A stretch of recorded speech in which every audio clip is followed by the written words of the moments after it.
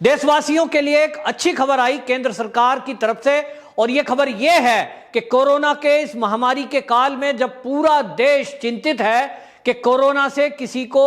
दिक्कत ना हो जाए, और ऐसे में पूरे देश अब ये हमारे वैज्ञानिकों की तरफ देख रहा था कि अब अगला स्टेप क्या। तो आप जानते हैं कि पहले 60 साल से ऊपर वालों को वैक्सीनेशन किया गया था। अब केंद्र सरकार की तरफ से यह तय किया गया है कि 1 मई से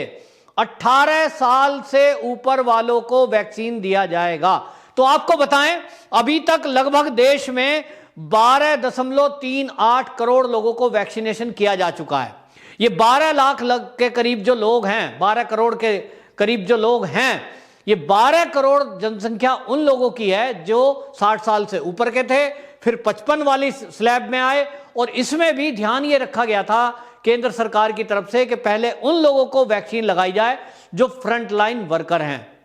फ्रंट लाइन वर्कर माने जो हॉस्पिटल में काम करते हैं, कोई सुरक्षा कर्मी हैं या बिजली डिपार्टमेंट में हैं, पब्लिक डीलिंग में, एसेंशियल सर्विस में जो लोग हैं, तो उनको पहले लगाई गई क्योंकि वो पब्लिक डीलिंग में रहते हैं, पब्लिक के टच में आते हैं, वो लोगों को सर्विस दे रहे हैं, और इसलिए पहले उनका बचाना जरूरी था जो खुद दूसरों को बचाने में लगे हुए हैं। इसके बाद यह तय किया गया कि अब 45 साल से ऊपर वालों को वैक्सीन लगेगी। लेकिन जिस तरह से कई राज्यों में विस्फोटक स्थिति हुई, उसको देखते हुए पूरे राज्यों की तरफ से यह मांग हो रही थी केंद्र सरकार को कि कृपया केंद्र सरकार यह अनुमति दे कि अब 45 साल के नीचे वालों को भी इंजेक्शन लगाया जाए, और इसके बारे में आपको बताएं, वैक्सीन लगाया जाए, तो इसके लिए आपको बताएं, बाकायदा सोनिया गांधी ने लेटर लिखा था मोदी जी को, फिर मनमोहन सिंह ने जो लेटर लिखा था उसमें भी सजेशन दिया था कि कम उम्र के बच्चों को भी लगाया जाए, 25 साल से ऊपर वालों को लगाया जाए, ऐसी मांग उन्होंने करी थी। ये इसलिए था कि अब जो दूसरी लहर देखने में मिल रही है, उस दूसरी लहर में ये देखने में आया कि यंग बच्चे भी इस कोरोना वायरस की चपेट में आ रहे हैं, और कोरोना वायरस की चपेट में आ रहे हैं तो जो सहन शक्ति है युवाओं की, कई बार वो उतना काम नहीं कर रही है, इम्यूनिटी, इसके कारण कई मौतें भी जवान हुई हैं। इस चिंता को देखते हुए मोदी जी ने बाकायदा फार्मा कंपनी के बहुत सारे लोगों के साथ एक वर्चुअल मीटिंग की थी, और इस मीटिंग में यह तय किया गया कि ये जो वैक्सीन है इसको और बड़ी तेजी से मैन्युफैक्चर किया जाएगा। और अब यह तय किया केंद्र सरकार ने कि 50% वैक्सीन, ये जो वैक्सीन बनाने वाली कंपनी है ये केंद्र सरकार को देंगी, और 50% जो वैक्सीन है वो राज्य सरकारों को वो सप्लाई कर सकती हैं, और इसके लिए राज्य सीधा इस वैक्सीन को उन कंपनियों से खरीद सकते हैं। अभी तक आपको बता दें कि जो वैक्सीन बनाने वाली कोविशील्ड, कोवैक्सीन, ये 2 कंपनियां भारतीय हैं, ये वैक्सीन बना रही थी, इनको बाउंड किया गया था कि ये एक्सपोर्ट नहीं कर सकती, केंद्र सरकार को ही सारी वैक्सीन देंगी, और केंद्र सरकार जरूरत पड़ने पर किसी भी देश को ये देना चाहता है वो देगा, लेकिन सबसे पहला जो सप्लायर है वो है केंद्र। और इसलिए केंद्र सरकार ने अपने जितने भी फ्रंटलाइन वर्कर हैं, हॉस्पिटल लाइन से जुड़े हुए लोग हैं, हेल्थ डिपार्टमेंट से जुड़े हुए लोग हैं, 65 साल से ऊपर के लोग हैं, उन सबको पहले वैक्सीनेशन किया गया। इसीलिए क्योंकि केंद्र ने कंट्रोल रखा, राज्य सरकार का अगर कंट्रोल मांग रहे थे वो दे दिया जाता तो वो अपने हिसाब से इसको करते। और जैसा महाराष्ट्र केस में देखने में आया कि महाराष्ट्र को जो वैक्सीनेशन करने के लिए दिया गया था उसमें से 5 लाख डोज महाराष्ट्र की सरकार की लापरवाही की वजह से बर्बाद हो गई, यानी खराब हो गई। आपको बताएं उसका रीजन क्या है कि जब एक वैक्सीन का जो इंजेक्शन है, शीशी है, उसको खोला जाता है तो उसमें से एक शीशी में से 8 डोज बनती हैं,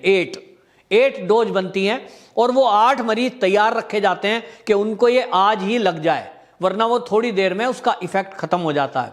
वो खराब हो जाती है। लेकिन महाराष्ट्र सरकार ने ये कोई व्यवस्था की नहीं, और एक के बाद एक इंजेक्शन इस तरह से खुलते रहे, और 5 लाख टोटल डोज खराब हुई। तो केंद्र सरकार ने इस बार इन सबको मॉनिटर करने का तय किया है, और केंद्र सरकार ने यह तय किया है कि राज्यों को बाकायदा इसके लिए मार्किंग की जाएगी, रैंकिंग दी जाएगी, और जो भी राज्य इस तरह की डोज बर्बाद करेगा जैसे महाराष्ट्र ने करी है, तो उनको नेगेटिव मार्किंग की जाएगी, यानी उनके ऊपर कुछ ना कुछ बंदिश लगाई जाएंगी। और कम से कम देश की और प्रदेश की जनता को भी पता लगेगा कि तुम्हारे प्रदेश की सरकार इतनी निकम्मी है कि इतनी कीमती वैक्सीन को वो बर्बाद कर रही है अपनी कुव्यवस्थाओं के चलते। तो ये व्यवस्था ठीक से बनानी चाहिए। इसके लिए मोदी जी ने बाकायदा राज्यों के मुख्यमंत्रियों की एक मीटिंग ली, इसके पहले फार्मा जो से जुड़े हुए लोग थे उनकी मीटिंग ली, और अब यह तय किया है कि इस वैक्सीन को बड़े पैमाने पर बनाया जाएगा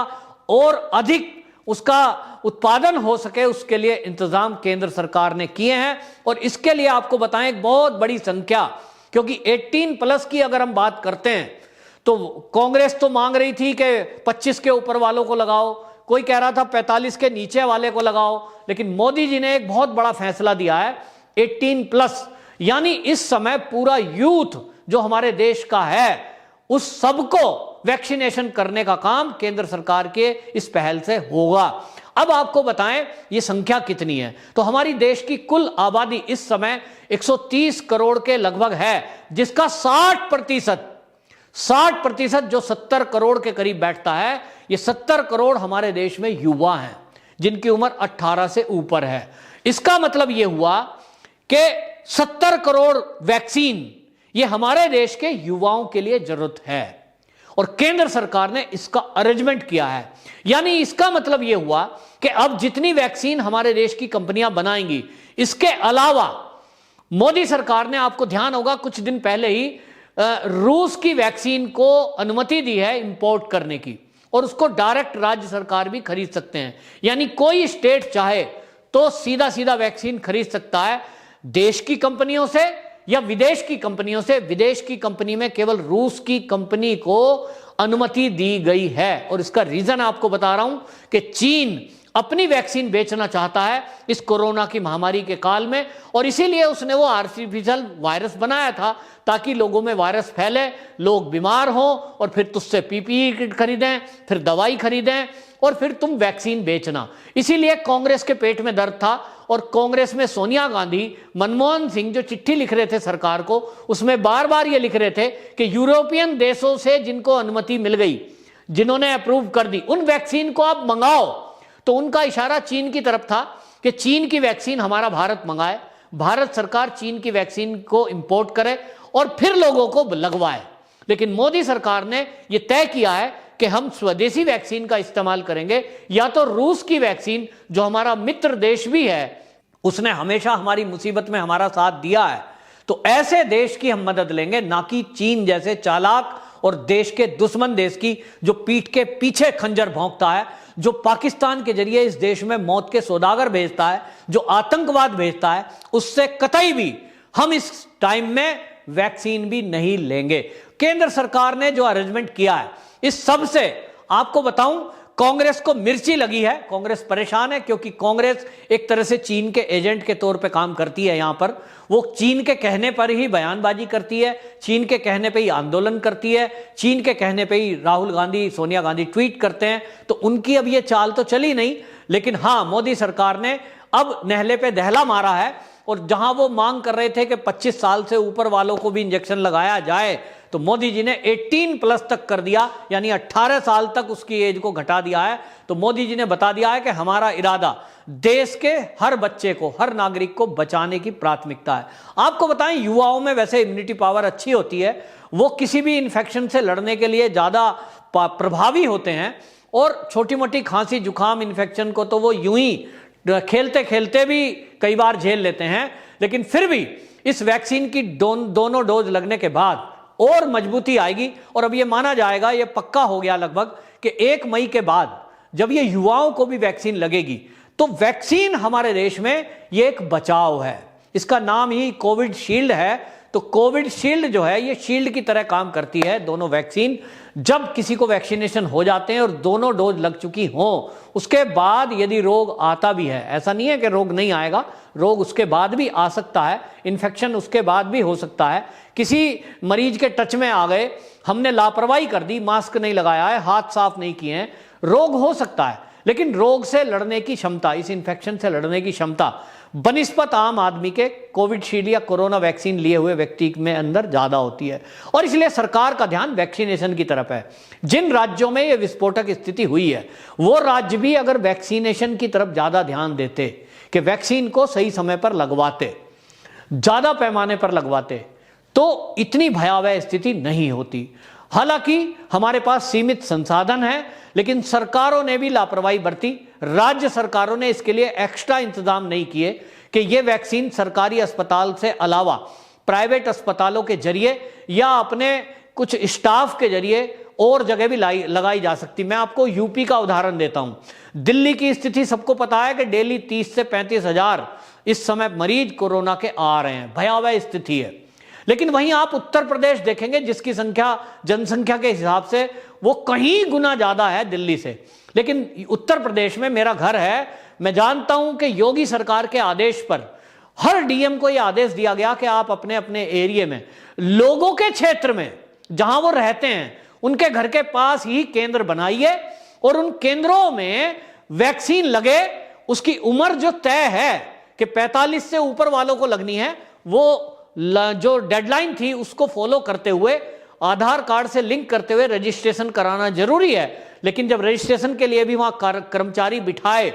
और मेरे घर के पास एक सेंटर बना दिया जहां आसपास के, जैसे एक विधानसभा में कई सेंटर बनाए, तो लोगों को बहुत दूर नहीं जाना पड़ा। दूसरी बात, हॉस्पिटलों में उसकी भीड़ नहीं लगी, और हॉस्पिटल में जब भीड़ नहीं लगी तो कोरोना फैलने से रुका। इसके उलट हमने देखा कि दिल्ली में जहां कोरोना की रिपोर्ट चेक हो रही थी, मतलब टेस्ट हो रहे थे, वो और वैक्सीनेशन जहां हो रहे थे, वो सब घिचपिच हो रहा था। पब्लिक एक दूसरे में भिड़ी हुई थी, जिसके कारण बीमारियां फैली। तो इंतजाम की कमी के चलते दिल्ली बन सकता है, और इंतजाम यदि सही हो तो वो यूपी रह सकता है, जैसा कि योगी जी ने इस बार फिर करके दिखा दिया कि हमारा इतना बड़ा प्रदेश है जहां बहुत सारे गांव हैं, उसके बावजूद कई राज्यों से लोग लगातार आ रहे हैं। महाराष्ट्र से लगातार ट्रेनें और बसें भर के आ रही हैं। वहीं दिल्ली के पेशेंट जो बीमार हो रहे हैं वो अपने घरों की तरफ कूच कर रहे हैं, जो कि यूपी के रहने वाले हैं, कोई बिहार का रहने वाला है, तो वो अपने घरों को वापसी जा रहे हैं, क्योंकि दिल्ली के हॉस्पिटलों में उनको जगह नहीं मिल रही,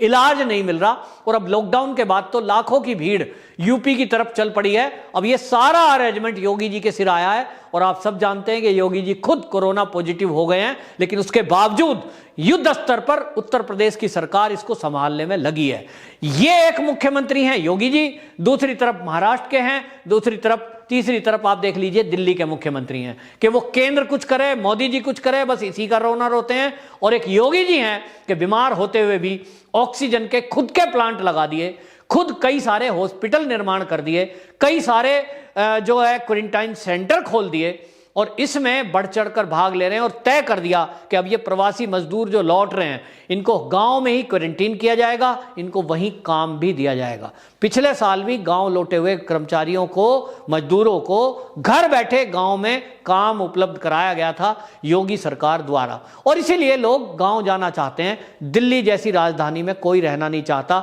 जहां मौत का चारों तरफ मंजर है। तो जब कोरोना वैक्सीन अब युवाओं को भी लगेगी तो देश का युवा अब सुरक्षित रहेगा, और जब देश का युवा सुरक्षित रहेगा तो हमारा देश इस कोरोना से लड़ने में और अधिक मजबूती से खड़ा होगा। वंदे मातरम।